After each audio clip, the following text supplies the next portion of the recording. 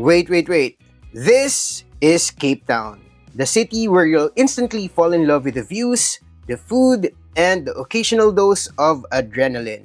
But while this city is a total charmer, it's also got a bit of a rep for being, well, let's say, exciting in ways you don't always want after dark. But is it true?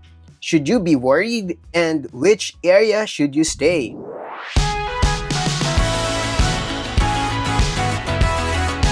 Hey there, poor traveler, we are Vince and Josh.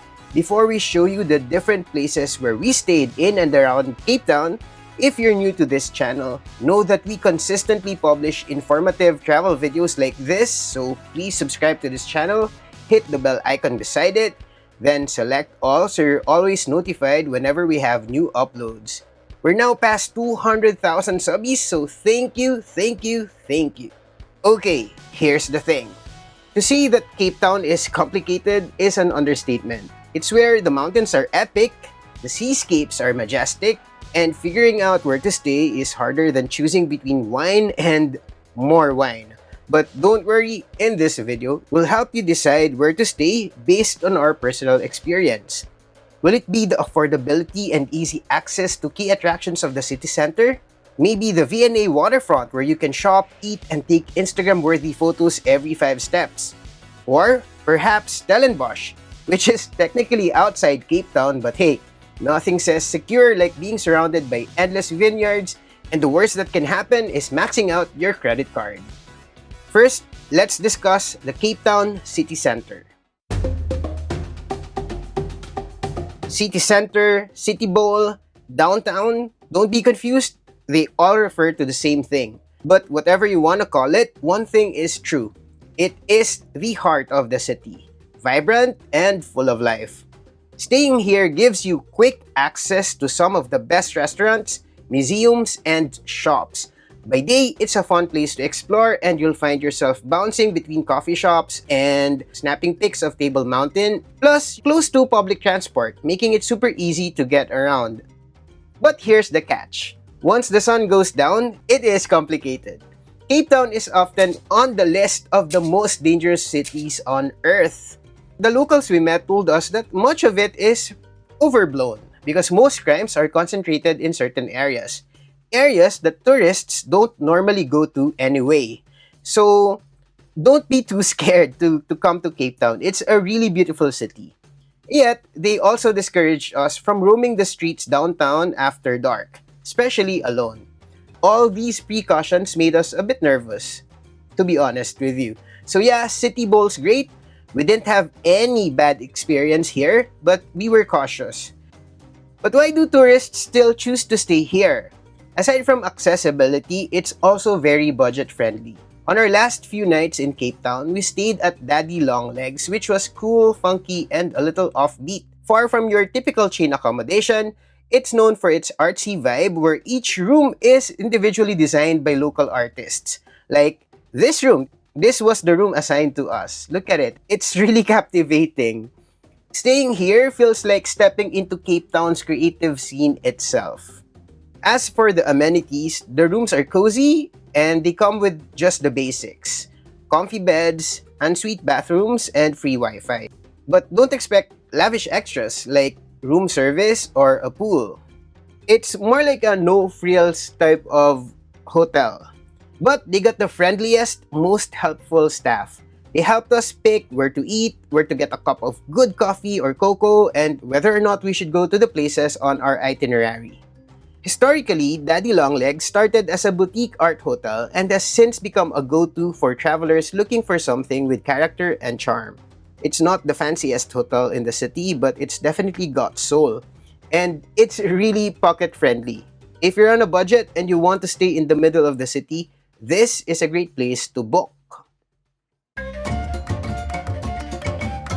But if you want to stay somewhere more secure, what I can recommend to you is the V&A Waterfront. Now we're talking. But before I discuss the V&A Waterfront, let's talk about the Greater Atlantic Seaboard first.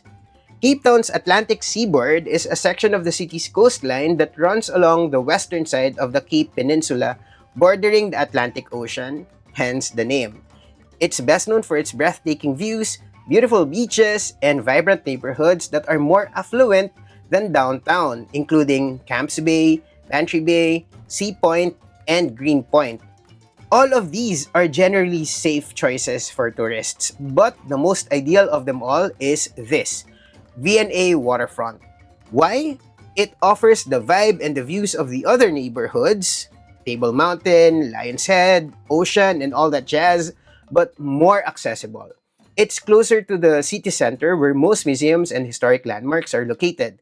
And it's also the jump off point for many other activities like sunset cruises and helicopter rides. Plus, Sea Point and Green Point are nearby if you want a quieter stay with beaches, cool promenade walks, and trendy brunch spots. You'll get the best of both worlds here. The downsides? Well, it can get touristy and a little bit pricey, but honestly, the convenience and the atmosphere here are worth it.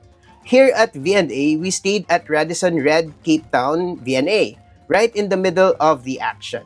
Radisson Red is the hip modern cousin of the Radisson family. Well, full disclosure, we were invited to stay here. We didn't pay anything, but everything that I'm gonna tell you from here on out is what we truly experience and believe. So, here, it's got a funky youthful vibe with bold scarlet colors and a very Instagrammable aesthetic.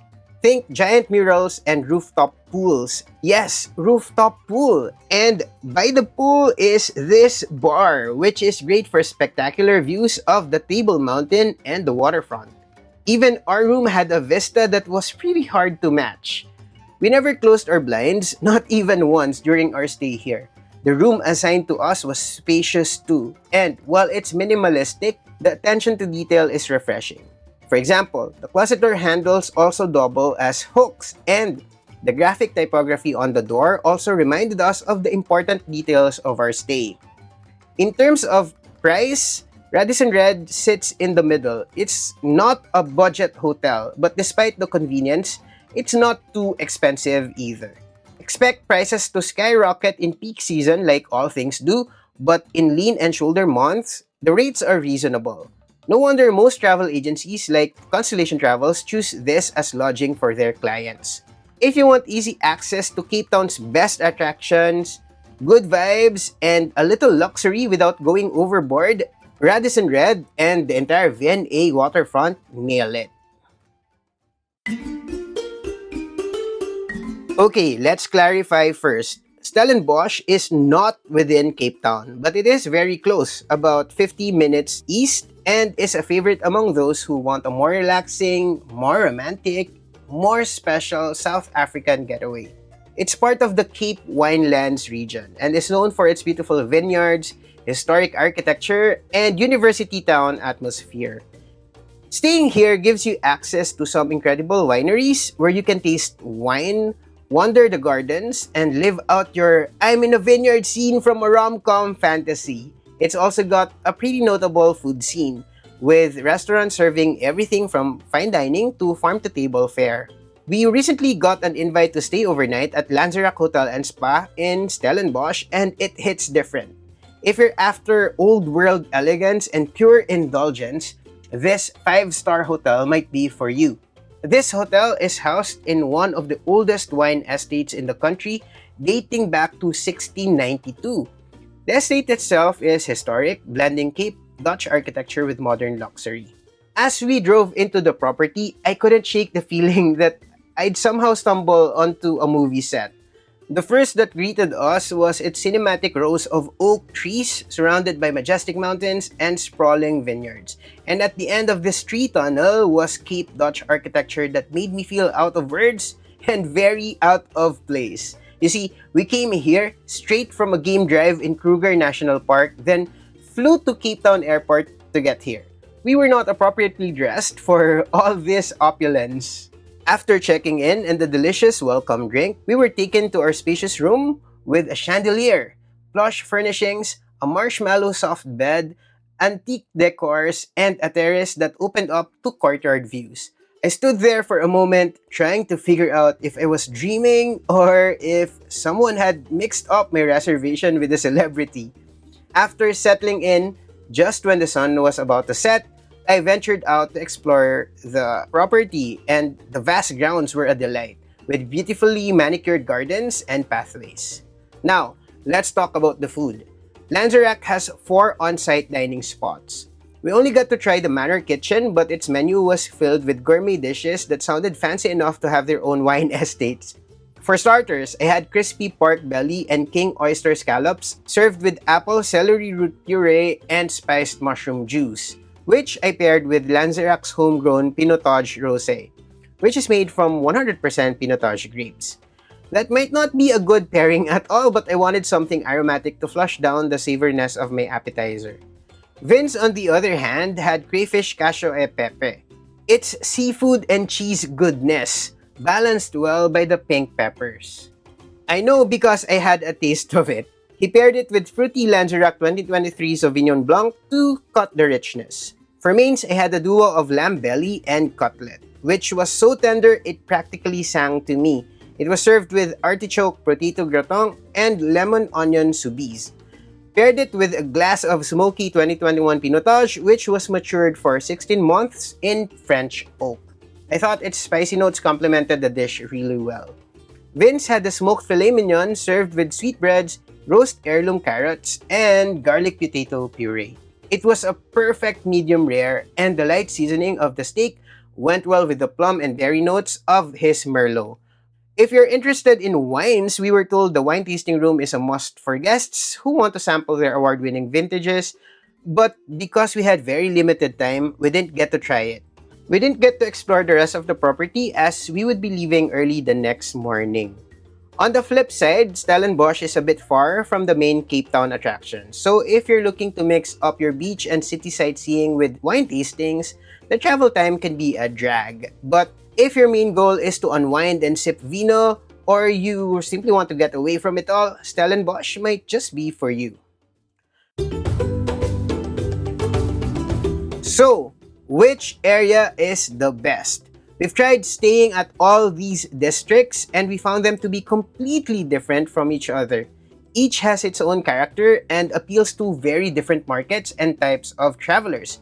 But ultimately, it all boils down to why you're in South Africa and how much you're willing to spend. If you're on a budget or on a backpacking trip, the City Bowl or City Center offers a lot of affordable lodging options with strong sense of community and in close proximity to a lot of key attractions. Just be cautious when going out and about at night. If you're after convenience and safety, the V&A Waterfront really is the best place to stay.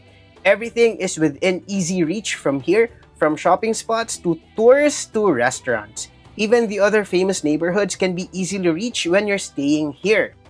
But if you're after a luxurious stay away from it all, then choose Stellenbosch. It's also ideal for those who are celebrating something special like honeymoon or anniversary. Our stay in Cape Town was half DIY, half collaboration with Constellation Travels, and I would be remiss if I didn't tell you that it can be explored DIY style. That's very important. If you'd rather do it on your own, you could. You totally could. It's entirely possible. That said, for Filipinos like us, South Africa is one of those destinations that feel like once in a lifetime. And if you're in Cape Town to relax and don't want to think about anything else, then go ahead and book a tour package. It does come with benefits. As one of the most established travel agencies in the Philippines, Constellation Travels has been helping Filipino travelers explore the world since 1970. From group tours to custom itineraries, they offer South Africa packages that take the hassle out of planning, letting you focus on what really matters, enjoying your vacation. Traveling in a foreign country can sometimes feel overwhelming, and if you have more budget than time, go for it. They'll take care of your visas, flight bookings, and accommodations. Plus, they offer 24/7 support, so you're never left hanging. Get in touch with Constellation Travels through these contact numbers and email address, or visit their official website at constellationtravels.com.ph. In our next video, we'll show you the best things to do in Cape Town and Cape Winelands. If you don't want to miss that, subscribe to this channel if you haven't yet, ring the bell, and select all so you're notified when it's out. If you're watching this on Facebook, like and follow this page too. You can also follow us on Instagram, X, formerly Twitter, and TikTok. Just search at The Poor Traveler, single L. We also have a podcast. Follow The Poor Traveler Podcast on Spotify and Apple Podcasts. That's all for now. Remember, plan smart, travel safe, and make every trip worth it.